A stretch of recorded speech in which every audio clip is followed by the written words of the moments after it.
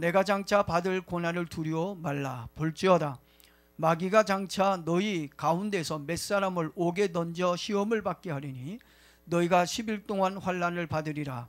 내가 죽도록 충성하라. 그리하면 내가 생명의 멸류관을 내게 주리라.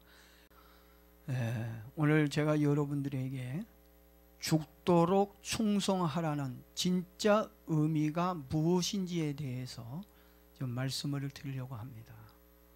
제목을 한번 따라합니다. 죽도록 충성하라는 진짜 의미. 평생을 아프리카 선교 사역에 헌신했던 헨리 크레이 모리슨이라고 하는 선교사님이 있었습니다. 그가 아프리카에 몇 년간 헌신했냐면 40년간을 아프리카 사람들을 위해서 수고를 했습니다. 건강도 나빠졌고요. 가족들도, 사랑하는 가족들도 모두 잃고 은퇴 선교사가 되어서 고향 땅인 미국으로 돌아오고 있었습니다. 그런데 그가 타고 있던 배에 누가 같이 타고 있었냐면 미국의 대통령이 아프리카의 한 국가를 방문한 후에 코끼리를 사냥하고 돌아오는 길에 같은 배를 탑승하게 되었습니다.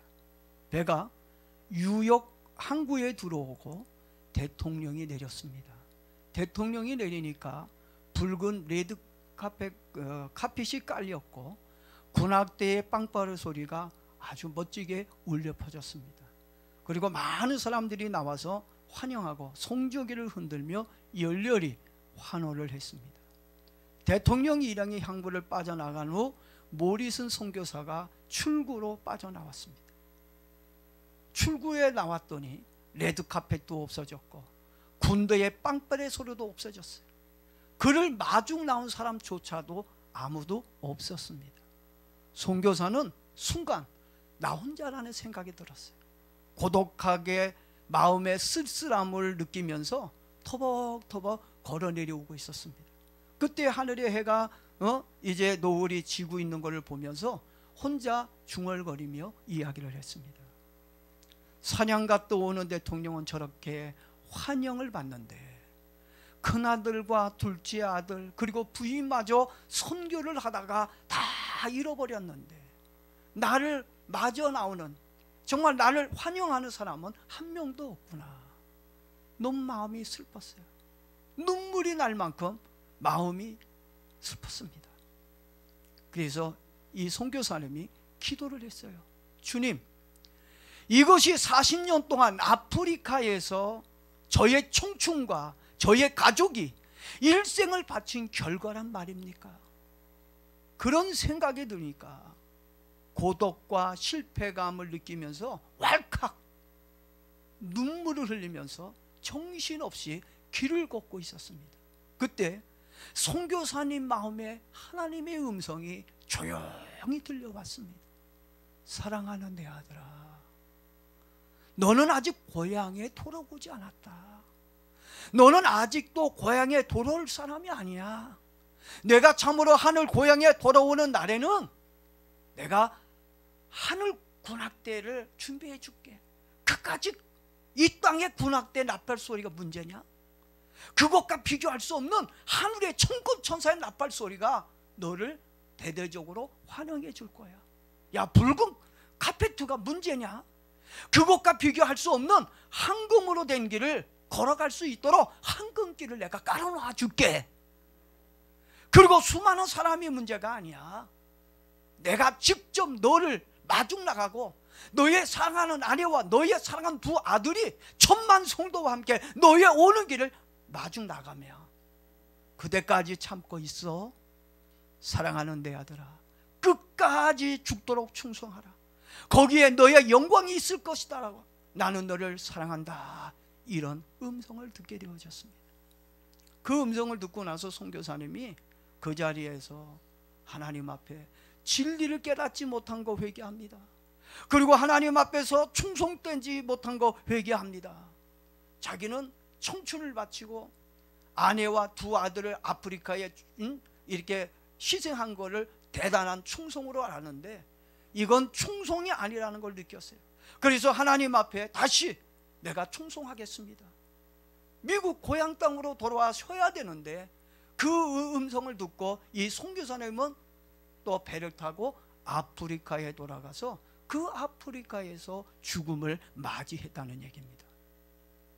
오늘 읽은 본문 10절 말씀해 보니까 내가 죽도록 충성하라. 누구에게 죽도록 충성하라고요? 나에게, 옆 사람에게 아니에요. 다른 사람에게 얘기하는 게 아니에요. 지금 이 선교사님에게 얘기하고 있는 게 아니에요. 누구에게 죽도록 충성하라고 얘기하고 있다고요? 나에게. 하나님 지금 나에게 말씀하고 있는 거예요. 이상호야 죽도록 충성하라. 이세리나 죽도록 충성하라. 서지훈아 죽도록 충성하라. 그리하면 내가 생명의 멸관을 내게 주리라. 뭘 주어요? 충성하면 뭘 준다고요? 생명의 멸관을 줄 것이라고 약속하고 있습니다. 어느 신학생이 이 성경 구절을 읽을 때마다 의문이 생겼어요. 아, 왜 죽도록 충성하면 생명의 멸관을 준다 그러지? 하나님의 나라는 뭘로 가는 거죠? 믿음으로 가는데, 하나님 나는 믿음으로 가는데 무엇 때문에 죽도록 충성해야 생명을 주신다고 했는지 이해가 잘 되지가 않았습니다. 그러다가 학교에서 헬라어를 배우게 되었어요. 헬라어를 배우면서 계시록 2장 10절 말씀이 이해가 되기 시작했어요. 이 죽도록이라고 하는 이 말은요, 다나토스라고 하는 말인데 죽음, 죽게 되다라는 뜻을 가지고 있어요. 죽도록이란 말이 무슨 뜻이라고요? 죽음, 죽게 되다. 이 죽음은 단순한 죽음을 의미하고 있는 것이 아닙니다. 진리를 위해 죽는다는 것을 포함하고 있어요. 무엇을 위해 죽는 거예요? 그게 충성하는 거예요. 그게 죽는 거예요. 여러분, 누구를 위해서 죽어야 됩니까? 우리는 진리를 위해서 죽어야 하는 거예요. 이게 예수 믿는 사람들의 운명입니다. 성도는 누구를 위해 죽어야 할까요? 성도는 진리와 복음을 위해 죽어야 하고 하나님을 위해 죽어야 합니다. 이번에 돈 잃었다고 한강에서 떨어져 죽는 것이 아니라, 우린 누구를 위해 죽어야 한다고요? 진리, 하나님을 위해서 죽어야 해요. 한마디로 하나님의 사람은 신앙을 위해 믿음을 지키다가 죽어야 한다는 말씀입니다. 다시 한번 말씀을 드립니다.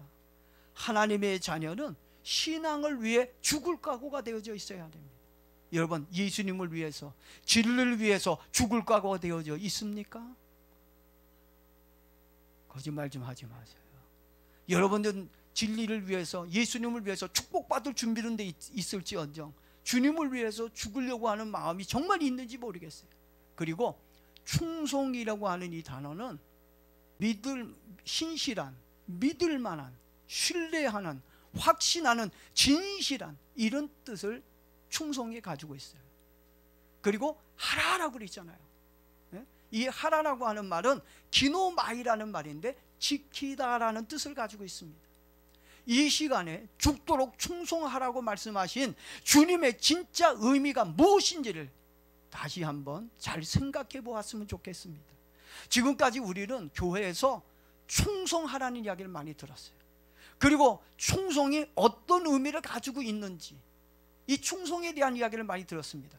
교회 잘 나오면 충성하는 거고, 헌금 잘 내면 충성하는 거고, 교회에 헌신하고 봉사하면 뭐 하는 거예요? 충성하는 거라고 배웠습니다. 맞습니까? 맞아요? 틀려요? 틀리는 말은 아니에요. 맞는 말입니다. 근데 요거는 성경에서 얘기하고 있는 의미와 조금 약해. 아주 소극적이에요. 정말 충성이라고 하는 것은 교회 잘 나오고 헌금 잘 내고 그냥 교회에 헌신하는 것이 충성이 아니에요. 이게 맞는 말이지만, 그렇지만 계시록에서 서머나 교회에 주신 죽도록 충성하라고 하는 이 말씀은 지금까지 우리가 배우고 알고 있는 충성과는 조금 다른 의미를 가지고 있다는 것을 알아야 합니다. 충성의 진짜 의미는, 잘 들으십시오, 충성의 진짜 의미는 죽는 그 순간까지 하나님을 믿는 믿음을 지키는 겁니다. 충성이 뭐라고요? 진짜 충성이 뭐예요? 교회 잘 나오고 헌금 잘 내고 교회에서 일 열심히 하는 거, 이게 진짜 충성이라고요? 아닙니다. 죽는 그 순간까지 하나님을 믿는 믿음을 지키는 거, 이게 충성입니다. 하나님과 신앙을 배신하지 말라고 하는 말씀입니다. 그래야 생명의 면류관을 내게 주시겠다고 말씀하고 있는 것입니다. 나의 생명에 당하는 순간까지 하나님을 믿는 신앙을 끝까지 지켜야 충성된 성도가 되어 뭘 쓸 수가 있어요? 생명의 면류관을 쓸 수 있다고 하는 것입니다. 전 면류관 그러니까 무슨 뭐 올림픽, 지금 올림픽 시즌인데 올림픽에서 지금 금메달을 주지만 옛날에는 면류관, 이 가시 이런 면류관을 줬잖아요. 씌워줬잖아요.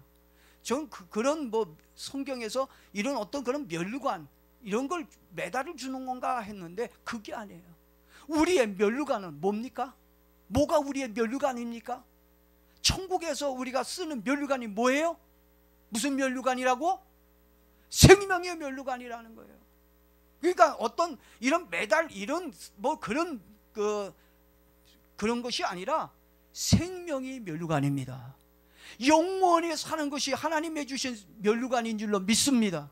그 생명의 면류관을 받아야 돼요. 근데 아무나 쉽게 생명의 면류관을 받는 것이 아님을 알아야 합니다. 반대로 뒤집어서 말을 하면 하나님을 잘 믿다가 생명이 당하는 순간에 믿음을 저버리게 되어진다면 영원한 생명을 잃어버릴 수도 있다는 어마무시한 말씀이기도 합니다. 우리 그냥 교회 열심히 다녀서 이렇게 믿음 생활하면 우린 천국 가고 구원받는다는 생각을 많이 가지고 있어요. 근데 오늘 성경은 뭐라고 얘기한다고요? 죽음 앞에서, 그 죽는 순간 그 앞에서라도 믿음을 저버리지 않고 예수님을 부인하지 않고 예수님을 믿고 끝까지 믿음을 지키는 게 이게 충성이고, 그런 자에게 뭘 주신다고요? 생명의 면류관을 주신다는 얘기입니다. 그래서 여러분 십자가에 달려있는 그 강도 중에 하나가 예수님으로부터 무슨 소리를 들었어요? 내가 오늘 나와 함께 어디에 있다고요? 낙원에 있다. 왜 그럴까요? 그 사람이 열심히 예수님을 믿지도 않고 예수님을 따라다니지 않았는데 마지막 죽는 그 순간에 예수님을 나의 구원자로 고백한 이 고백이 하나님께서 그 고백을 충성되이 보시고 네 영혼이 나와 함께 낙원에 있으리라. 그러나 다른 강도는 어떻게 해요?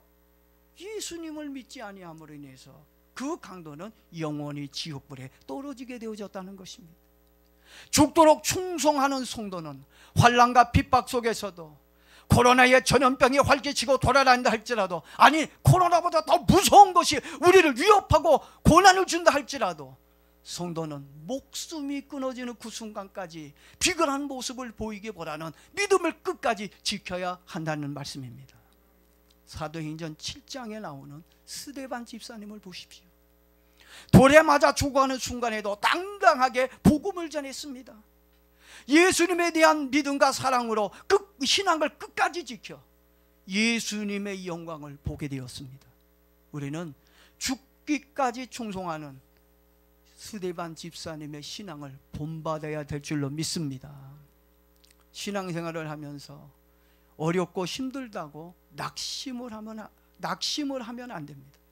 고통스럽고 두렵다고 해서 세상과 타협하고 뒤를 돌아보면 여러분 누구처럼 될까요? 노새처가 뒤를 돌아보다가 세상 돌아보다가 소돔과 고모라를 보다가 뭐가 됐어요? 소금기둥이 되었어요. 하나님으로부터 구원의 가정 속에서 세상을 보고 뒤를 돌아보다가 그만 소금기둥이 되어져서 온전한 구원을 이룰 수 없었어요. 여러분 정말 세상과 타협하고 여러분이 뒤를 돌아보는 순간 여러분 소금기둥이 되어 구원을 잃어버릴 수도 있다는 걸 아시기를 바랍니다. 끝까지 충성을 지켜 생명의 면류관인 영원한 생명을 소유하는 저와 여러분 모두가 되길 축복합니다. 기원 후 79년에 이탈리아의 폼페이 근처에 베스비우스 산에서 용암이 내려 뿜었습니다. 폼페이시 전체를 완전히 폐허로 만들었어요. 그 후 고고학자들이 폼페이 시가지를 발굴하면서 발굴자들의 가슴을 뭉클하게 하는 모습을 발견하게 되어졌습니다. 그것은 폼페이 성의 문을 지키는 보초병의 모습이었습니다.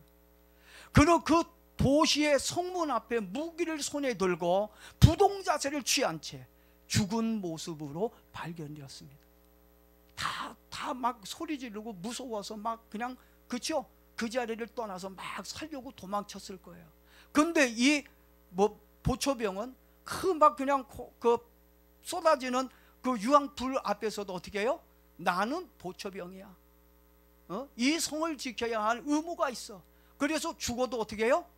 자기의 그 의무를 다하기 위해서 서 있었다고 하는 것입니다. 그 모습으로 발견되어졌다는 겁니다. 근데 그 모습을 런던에 있는 어느 미술관에서 이 군인을 모델로 해서 그림을 그려서 걸어놓았는데, 그 그림의 제목을 뭘로 붙였을까요? 충성이라는 제목으로 붙였다는 것입니다. 어떤 사람이 충성스러운 사람입니까? 주위의 나쁜 환경과 힘든 여건 속에서도 흔들리지 않고 자기가 맡은 일에 책임을 다하는 사람이 바로 죽기까지 충성을 다하는 사람입니다. 충성을 다하는 사람은 다른 사람이 어떻게 생각을 하고 어떤 말을 하든지 상관하지 않습니다. 또 남들이 알아주든 몰라주든 그것도 중요하게 생각하지 않습니다. 충성스러운 성도는 은밀히 보시는 주님께서 모든 것을 알아주신다는 믿음을 가지고 그 어떠한 환경 속에서도 흔들리지 말고 죽기까지 충성을 해야 된다는 것입니다. 여러분, 이 서머나라고 하는 이 뜻을 찾아보면요, 고난이라는 뜻을 가지고 있대요. 서머나가 무슨 뜻을 가지고 있다고요? 이 서머나 교회 이름을 가진 교회는 참 대단한 거야. 왜? 고난교회거든. 저는 우리 교회가 희망이 있는 교회가 되기를 원해서 강북 새희망으로 교회 이름을 지었는데, 서머나, 이게 보통 믿음이 없이는 그런 교회 이름을 지을 수 없는 것 같아요. 이 말은 몰약인 미르라고는 어원에서 왔다고 얘기를 하는데요, 이 몰약인 향료가 풍부한 향기를 내려고 하려면 으깨져야 돼요. 그냥 가지고는 그 안에 있는 그 향기가 나오지 않는데요, 깨지고 부셔지고 찌그러지고, 그래서 박살이 나야 그 안에서 풍부한 향이 나온다고 하는 것입니다.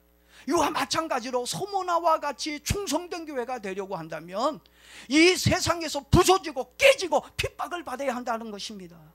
그래서 성도는 핍박 속에서 뭘 지킨다는 거예요? 신앙을 지켰다고 하는 것입니다. 이 땅에서의 핍박과 고통 속에서도 믿음을 지킬 때 하나님의 영광을 드러내는 향기가 나는 교회와 성도가 될 것입니다. 사실 서머나 교회는 다른 도시와 마찬가지로 황제 숭배를 비롯한 우상 숭배로 아주 가득해서 신앙생활 하기가 굉장히 힘들고 험악한 곳이었다고 얘기합니다. 특히 경제적으로 부유한 유대인들이 많이 살고 있어서 로마와 결탁을 해서 하나님을 잘 믿으려고 하는 기독교인들을 조직적으로 박해를 했다는 것입니다. 그렇지만 서머나 교회는 심한 환난 속에서도 충성스럽게 신앙을 지켜냈습니다. 여러분, 10절 말씀을 한 번 더 읽어보겠습니다. 한번 같이 읽어봅니다. 내가 죽도록 충성하라. 여러분의 이름을 집어넣고 한번 읽어봅니다. 이상호가 죽도록 충성하라. 그리하면 내가 생명의 멸관을 내게 주리라. 누구에게 준다고요? 죽도록 충성한 나에게 생명의 멸관을 줄 것이다. 영국의 어느 왕자가 사냥을 나갔다가 길을 잃고 헤매게 되어졌습니다. 그러다가 목동을 만났어요. 그래서 그 목동에게 좀 길을 좀 안내해 달라고 부탁을 했습니다. 근데 그 목동은 왕자가 길을 안내해 달라고 하는데 겁없이 안 됩니다.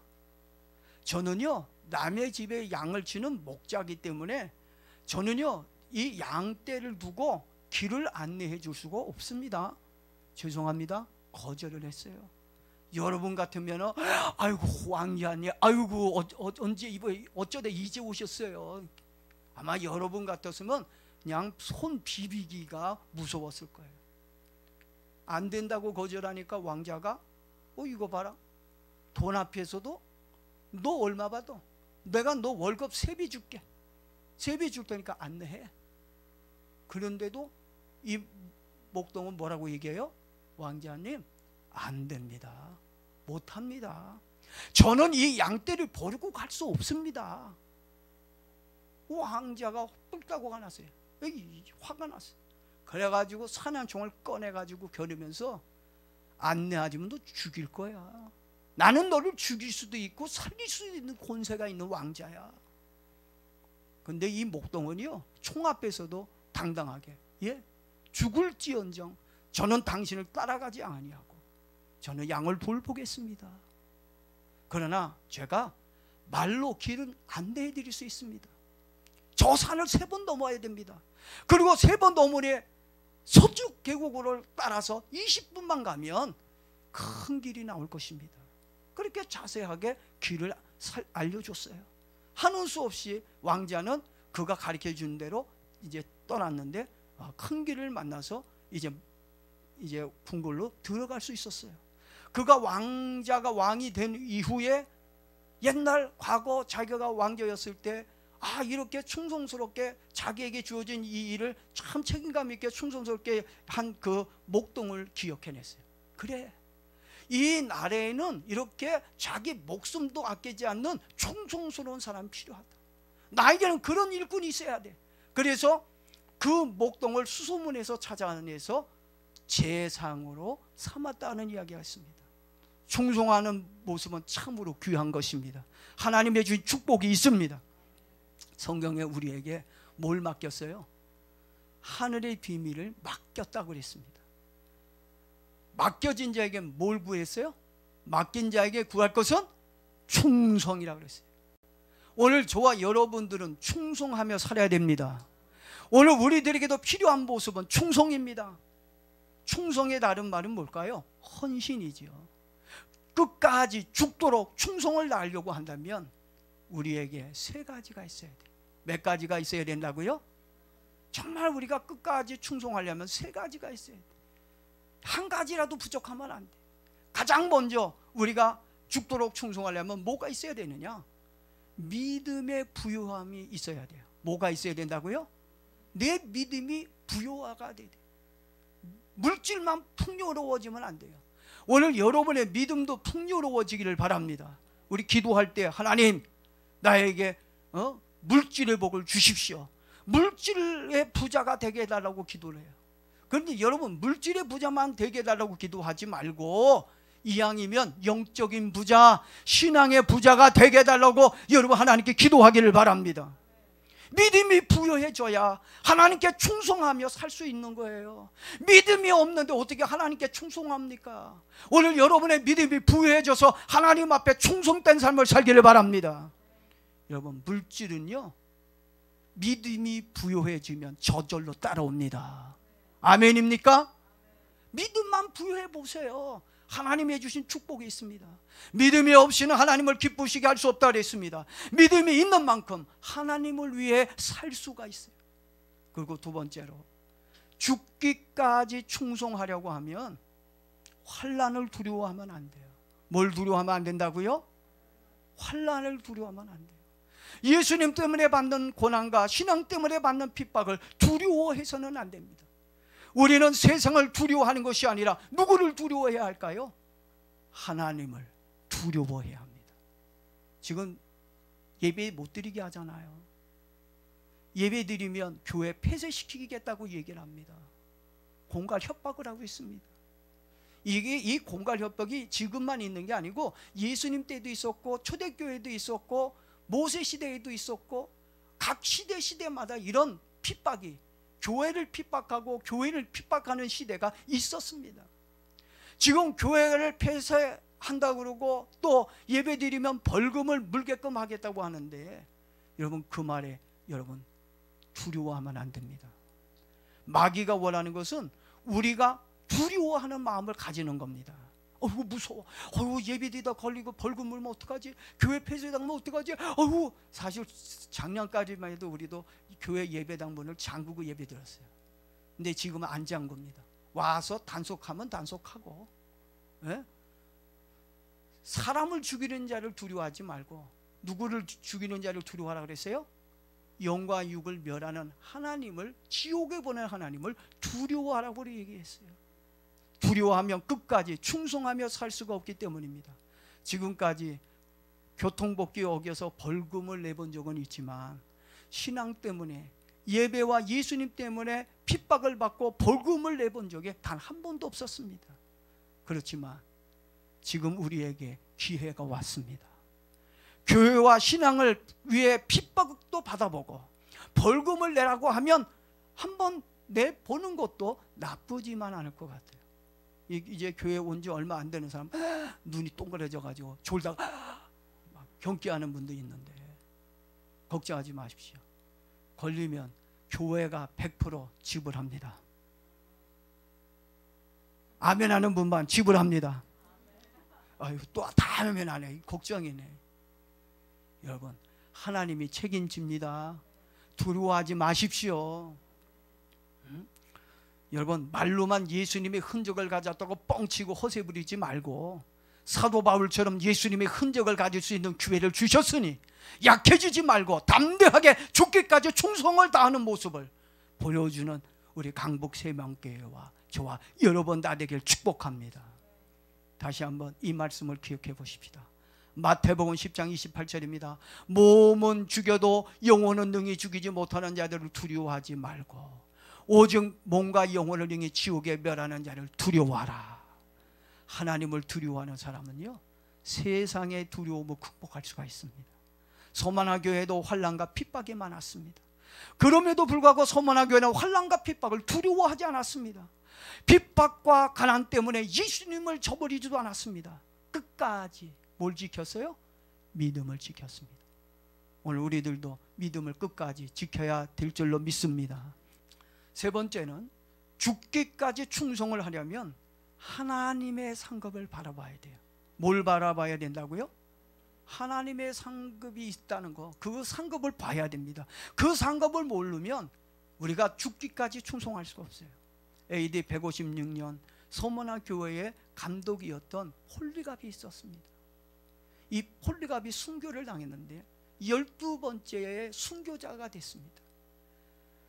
이 폴리갑이 왜 순교를 당했냐면 주님을 향한 신앙을 포기하지 말고 최후까지 믿음을 지키도록 성도들의 신앙을 격려했다는 이유로 체포됐습니다.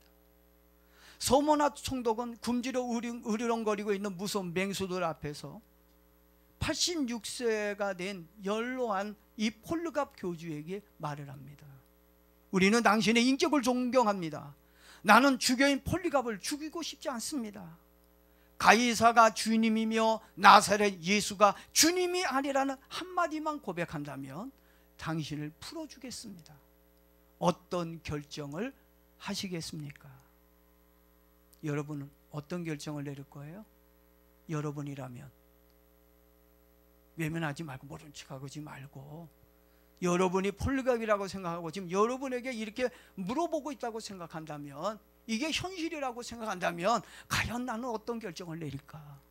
이때 폴리갑은 하늘을 한번 쳐다보고 총독과 사람들을 둘러보면서 이렇게 말을 했다고 합니다. 내 나이가 86세입니다. 86년의 세월을 살아오는 동안 예수님은 단 한 번도 나를 힘들게 하거나 해롭게 한 적이 없습니다.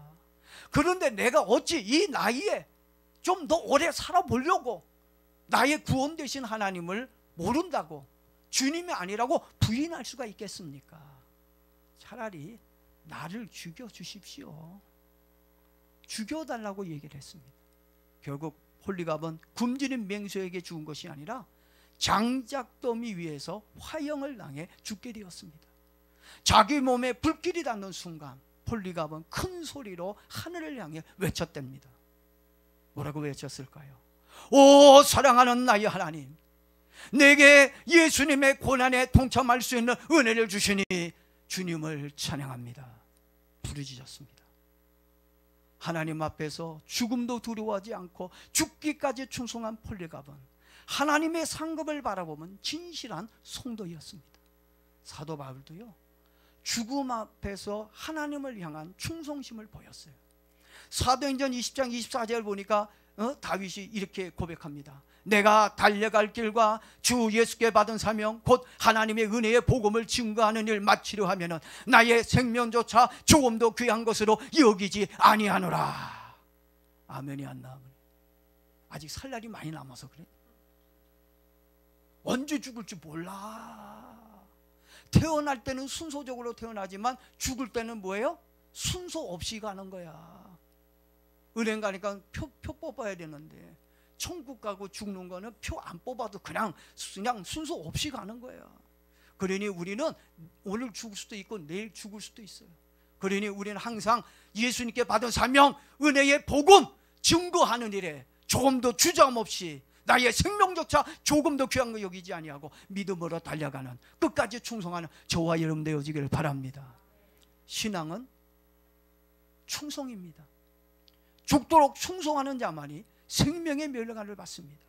이것은 죽을 때까지 충성하라는 뜻이 아니라 죽어야 할 시점에 이르러서 그때도 충성하라고 하는 말씀입니다.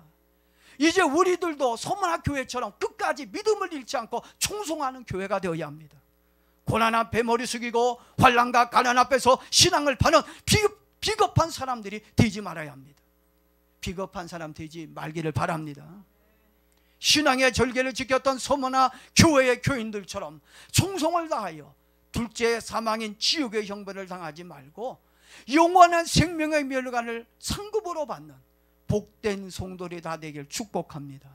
그러려면 뭘 바라봐야 된다고요? 상급을 보자 말이에요. 하나님이 주실 하늘의 상급을 보자는 얘기입니다.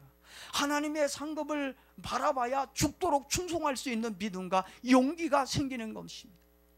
충성을 당하는 우리들에게 영생의 면류관을 주실 것이고 또 그 예수님으로부터 정말 칭찬받고 인정받을 수 있는 하나님의 사람들이 되어질 거라고 저는 믿습니다. 오늘도 거룩한 주일 온전히 승리하는 저와 여러분 되어지기를 바랍니다.